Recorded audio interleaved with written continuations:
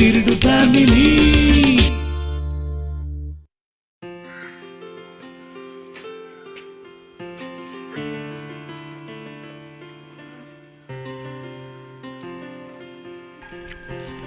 കുടിക്ക്, തൊണ്ടേ കുടിക്ക്, ചാവണ്ട.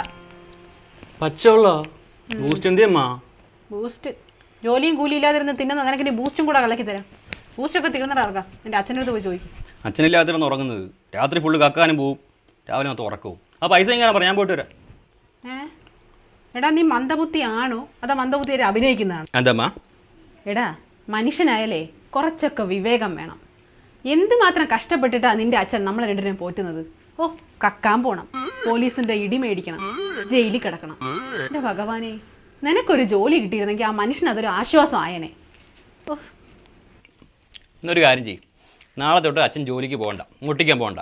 ഞാനും മാമനും രാത്രി അങ്ങ് ഇറങ്ങാം. എങ്ങനെയുണ്ട്?